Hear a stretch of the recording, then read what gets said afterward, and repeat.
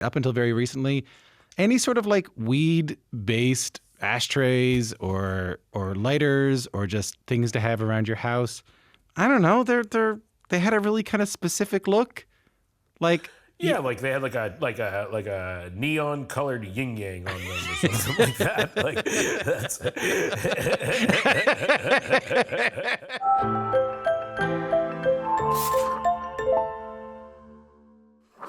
how's the dog doing there? Doing all right? she's doing pretty good, I think. She's a little sweetie. What's her name again? Her name's Ada. Where'd you get Ada? She's partially named after my mother-in-law, who was Adele. That's what Jews do. Help me with this. Pottery, ceramics. Is there what's the difference there? I mean, there's probably like I'd say like technically pottery is maybe like a offshoot of ceramics, which is maybe the greater umbrella under which the art form is held. If we're getting real technical, I guess, yeah. But I think pottery's a type of ceramics, but don't quote. I guess don't quote me on that, as I'm on a radio interview. So I guess quote me on that. Yeah, I'm saying it. That's all I wanted to know. That's this whole interview, by the way, was just that question. Exactly. Thanks for having me. Good to see you. Congrats on the show. I really loved it. It's really, I was saying to you, it's really sweet and peaceful and lovely.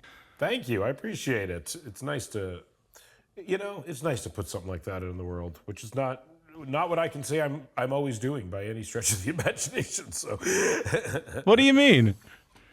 I make a lot of very violent, disgusting fare. So this is not like that. When you're doing the evaluation and the judging here, what are you seeing? What are you looking for? I mean, it's funny. Like, my dog's eating my shoelaces. We're evaluating art at the end of the day, and I think that's something that, like, as we got into the show and we're formatting the show and working on the show, and something that, as we were casting the judges and talking to the judges, something that I was constantly imploring them to just accept is that, like, this is your decision. Like, we can try to put up like goalposts for them to hit, and you could try to make a system of like a checklist and points, and whoever scores the lowest on these points loses, but that's not what it is. It's art at the end of the day, you know what I mean? And so there are some technical bars it has to hit to be considered a successful piece of pottery, but at the end of the day, like it's somewhat, subjective, and it is, experts coming together to convene and decide who came the closest to like expressing, what it seemed like the best version of, this challenge is specifically. But it's hard judging art, and it's not something I think it's why it's nice that the show is nice. I kept reminding everyone there's no prize. You win nothing if you win the show, so the stakes are ultimately low, you know what I mean? And so I think that was something that I think makes it a nice show as well, is if, it's not like, yes, judging art is weird, but it's not like we're really rewarding people or punishing them for doing good or bad, Yeah, you're not Simon Cowelling these potters here, No, nor are we like giving them like a life-changing opportunity if they win. But literally, I don't think you win anything. Yeah. Yeah, you don't strike me as like you don't strike me as someone who wants to go in there and be super hypercritical and be hard on them. There are moments in the show where you are kind of like saying, oh, this could be this or this could be this. There are moments like that. Yeah, definitely. And I think you want to express why maybe some people aren't, executing this challenge or, expressing their own ideas in the way that they want to express them. I think that's a thing that I deal with a lot in my, writing and producing and film work, is like someone's trying to get something across, but the viewer's just not picking up on it, and that's something that comes across with pottery as well. And so, you want to let people know that maybe their ideas aren't being received in the way they would hope. And, but again, but it's hard, and yeah, you don't want to hurt people's feelings. I'm very sensitive. I hate receiving negative feedback, or even I in any way, shape, or form. And so I was very aware of that as I was doing the show. I would have thought like the years in Hollywood, you get that like tough skin, And I think I'm the opposite. I think I've been chipped away at slowly over the years, leaving like the shell of what I once was. any pieces from the show that stick with you? Any pieces that surprised you? Any pieces that stick out in your memory? Yeah, again, I don't want to ruin anything. I mean, even in the first episode, which airs, there was that like fish stamp that was used to kind of salvage this like broken platter, and things like that kind of happen throughout the show where it seems as though something catastrophic has happened, but people find like a creative workaround, and that was something that. Again, I wanted people, as we were putting together rules and guidelines of the show, like the ability to change your game plan and be flexible and be inspired and react and adapt. That was something I wanted all the ceramicists to have the opportunity to do because sometimes on these competition shows, you like submit a plan and you're judged very much against how well you're executing your plan rather than just how good the finished product is. And I think any creative journey often requires people to change their plan. And we wanted to kind of show that and reward people who were able to change their plan and do well as a result of it, One thing that comes out in the show that I didn't know is your family is originally from Winnipeg. Not you yourself, but your family's originally from Winnipeg. Yeah. Winnipeg, home of the general strike of 1919. Winnipeg, home. I know. Listen, it's the CBC. Let me get through it. Go on. Winnipeg, home of like a lot of, Jewish socialists who, started things like the Winnipeg Folk Festival, the Winnipeg Community Center, a lot of big community groups. So then I'm doing research for this, and I see you talk about your folks in a New York Times piece as these anti-careerist socialists. What did you mean by that? Kind of what it sounds like. They were always sort of, never, subscribe to this kind of idea that like you dedicate a huge amount of your life to working and in exchange you got enough money to like barely do anything you wanted. And yeah, they met on a kibbutz, so they were always kind of like, they from a very young age, like subscribed to sort of like a socialist lifestyle. We lived in Canada, which is like far more socialist than America, as most people, in Canada should hopefully recognize. It's not perfect, but it's much better, in general, that was always just a part of their kind of philosophy and their teachings and, the groups they would, I think my dad maybe was a part of the Communist Party at one point in Canada.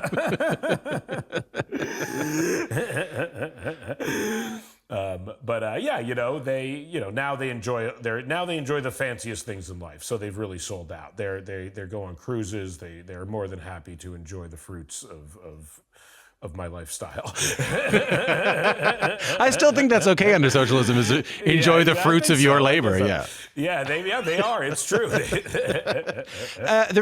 Because in that article, your dad goes on to say that, like, essentially that, given how you grew up and given your family and what he observed of you growing up, he wasn't expecting you to be this like intense workaholic that he ended up observing. Yeah, I think part of it is like I was very lucky in that, like, I had a passion that also was a job. You know what I mean? Like, I think not everyone gets that, and not everyone, like, recognizes that from a young age, is that I love doing a thing, and it's a thing I could be employed to do, Like I have friends who love pickleball. They'll never make money from it. It's just not a thing. But writing jokes, writing movies, love making movies, comedy, all that is stuff you can actually get paid for. And so, I was just very lucky that my passion correlated to a career where, my parents have passions, and my mother had a career, and but my dad, I think, just his passions never really correlated to employment. I wonder, that's the kindest way. I wondered if when you started doing pottery, whether your folks were kind of like, oh, this makes more sense than the movies. Like, this is more our speed. This is like, oh, it's craft, and like this is maybe more what we would have expected from Seth. Maybe. I don't know. I honestly started so young. I don't think I don't know what else I ever would have done. The show is shot at the former site of the Emily Carr School of Art and Design on Yeah. Granville Island. Did you ever think about going to art school? You were growing up in Richmond, not too far from there. No, I mean, I didn't even graduate from high school, so I didn't really think about going to any school much. I hated school and was desperately wanted to get out. So I never personally, I didn't consider it. But if I did go to school, art school seems like a great way to go about it. My wife went to film school, which seemed she really loved it and is still good friends with a lot of the people she went to film school with, so that seems like it would have been fun. I failed art in 8th grade. You failed art in 8th grade? How do you fail art in 8th grade? Exactly. My teacher just didn't like me, and she failed me. So that also kind of put a hamper on my art career. But I always loved art, and when I was young, I wanted to be an artist. That's that was my version of I want to be an astronaut, or I want to whatever it is. I wanted to be like a painter, but I'm not a good painter, unfortunately. And that's what's nice about ceramics, though. Is I found an art that I'm good at. That is a tactile art. I think there are creative things I'm good at that are art, but not creating a physical product. You know what I mean? And that's what's nice about ceramics is I was finally able to create a physical product. So I know one of the first things that helped you get into ceramics was the work of Ken Price. Seeing the work of Ken Price was a really important moment for you. Can you tell me about that? Yeah, there was an exhibit at the LACMA, actually, that was...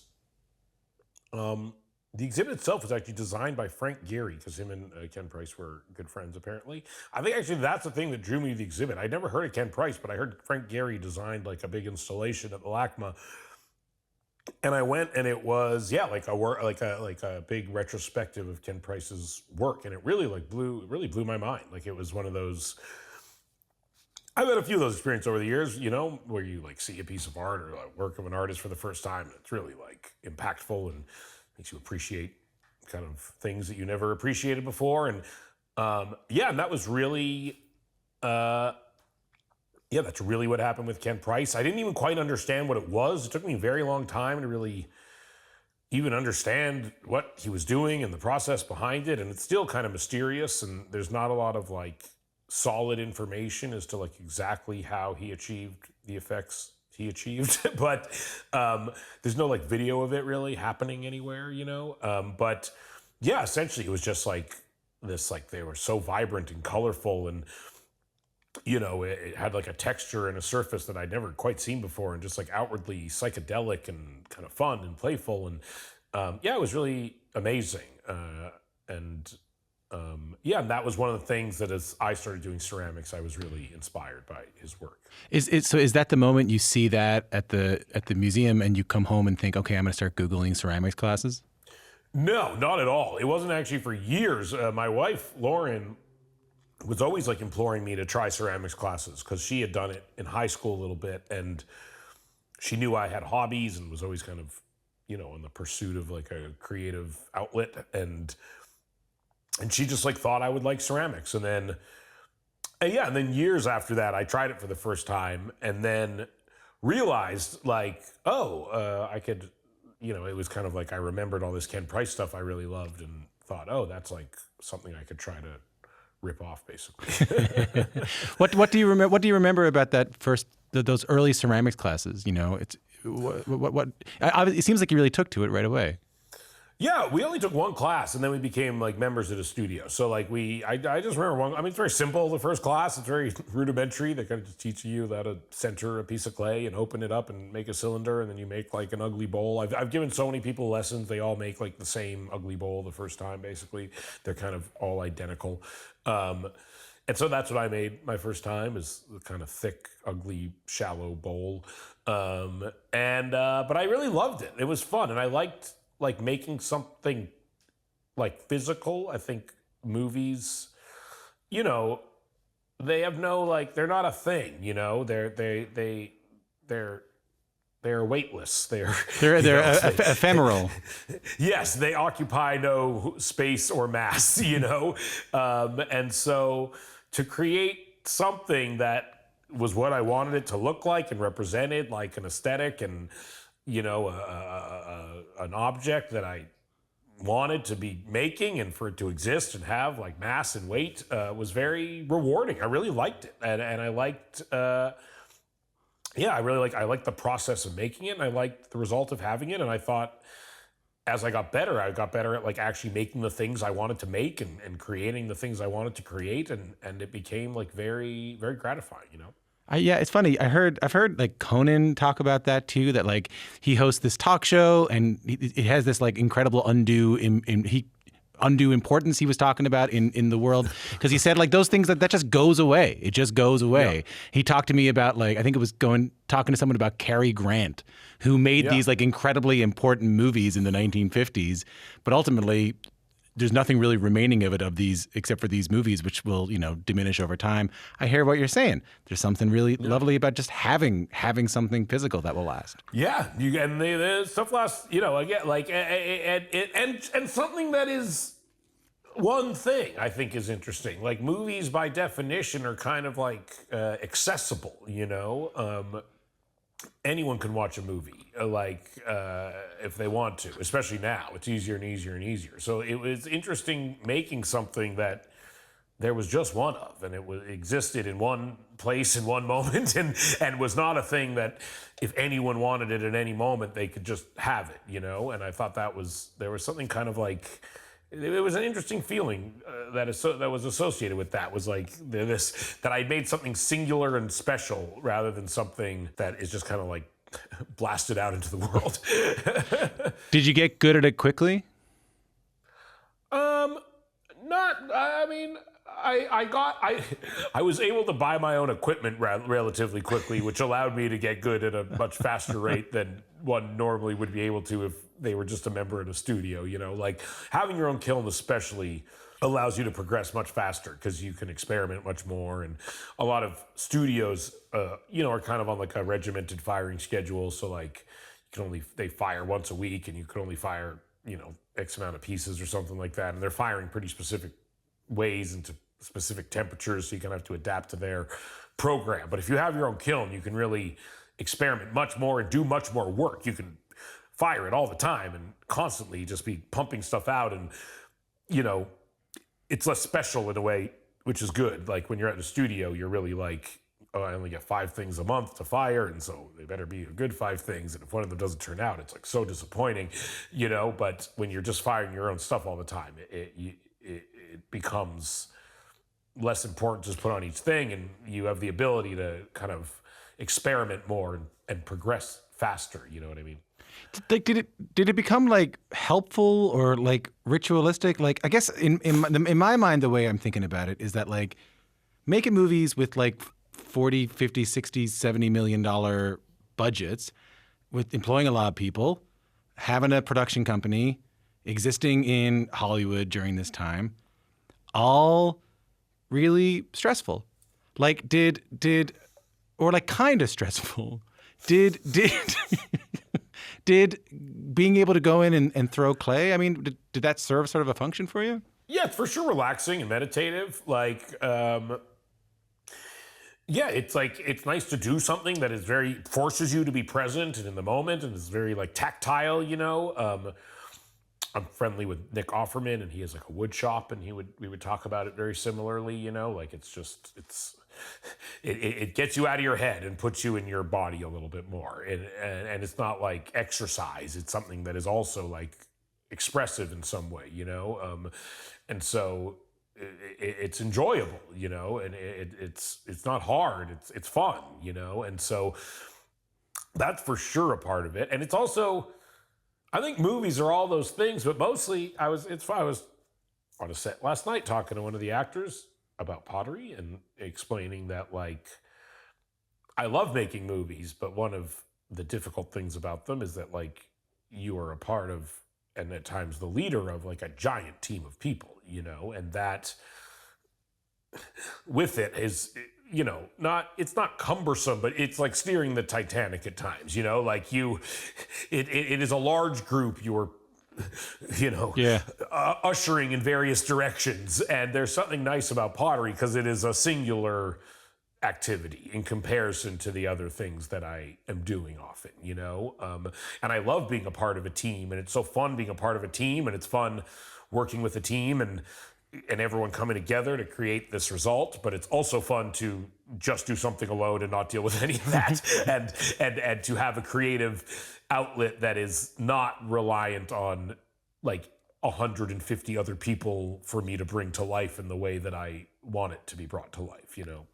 I know last time we talked, we talked a little bit about weed, and we talked about, I think you talked to me about weed helping with ADHD, weed helping with like a mild form of Tourette's that you know, as a kid, and how smoking weed really kind of helps you, I mean, look after yourself with all that stuff. I wonder if pottery and the ability to slow down and the ability to focus and the meditative nature of it might have helped you with that stuff as well. It might, yeah. I mean, it for sure doesn't hurt. Like, I think it's very good for your brain to learn new things. I think mostly what I've found is interesting and helpful, and something that I am proud that I took on as an adult, is most adults just don't want to learn new things.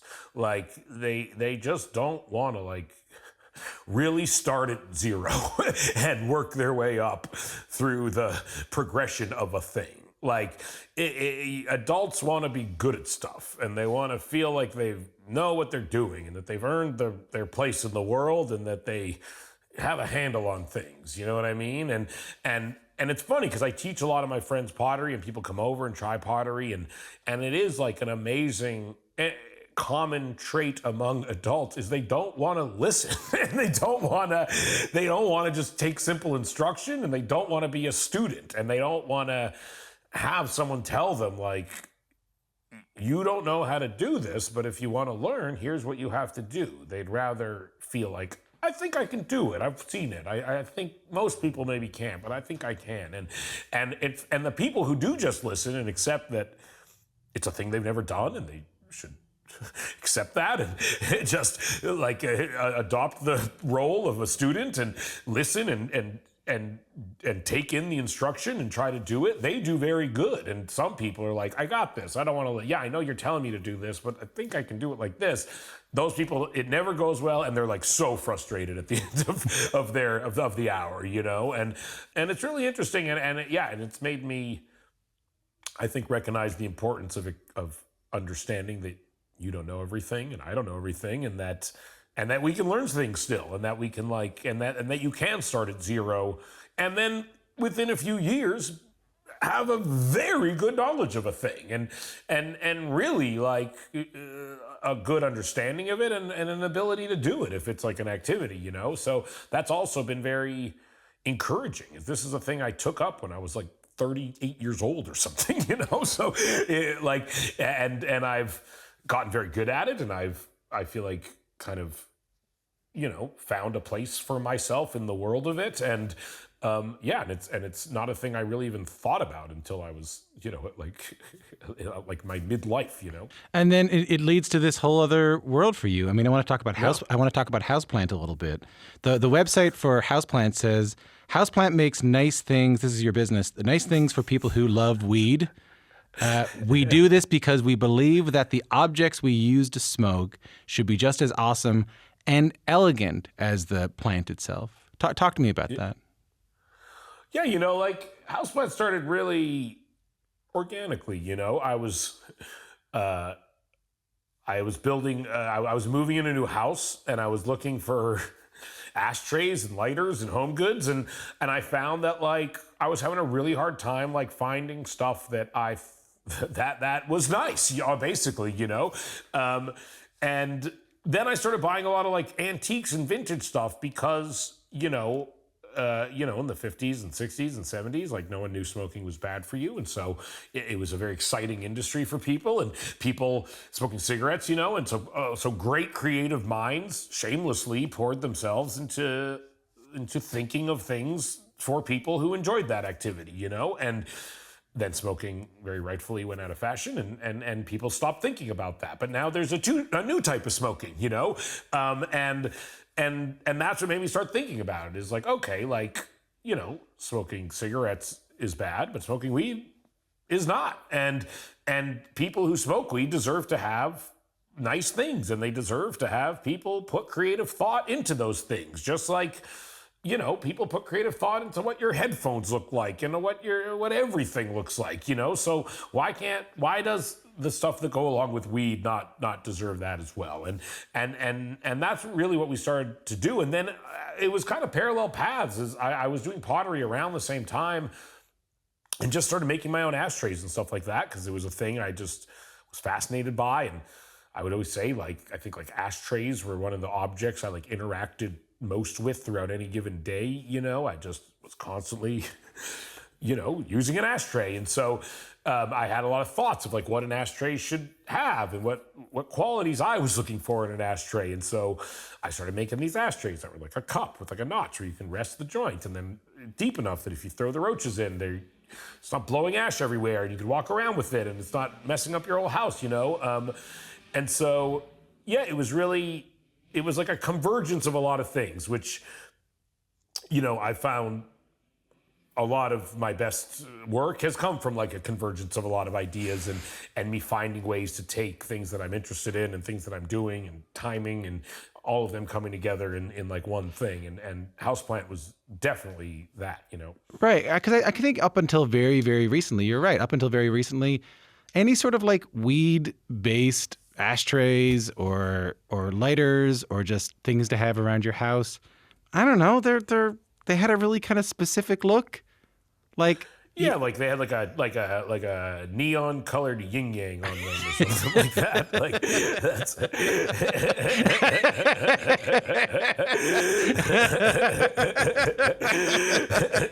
they had a Pantera logo on it somewhere. Yeah, exactly. Yeah, that's basically the look. I'm sure you remember that from the head shops in Vancouver, For sure. I think that's probably one of the things I was reacting against in some way, was I want to smoke weed, but I don't want to necessarily have a pink smiley face on my coffee table as my ashtray. I don't want to have to wear so much tie-dye. Exactly. Yeah. I mean, I like the Grateful Dead, but do I love the Grateful Dead?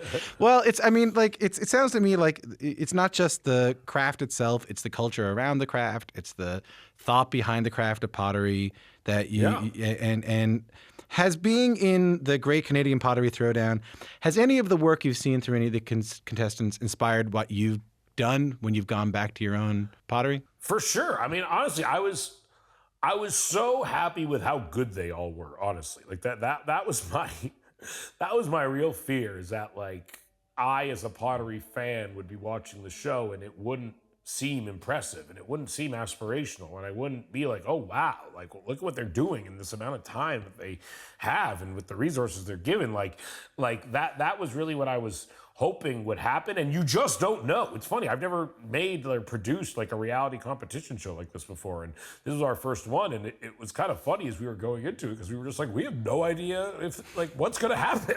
We can't write jokes. We can't, We were literally everyone's stuff could just explode in the kiln the first episode. You're just what do you do then? The whole show's, there's no show. Literally, there's no episode, So that was something we'd never dealt with, was just this show could conceptually just implode on itself due to, circumstances.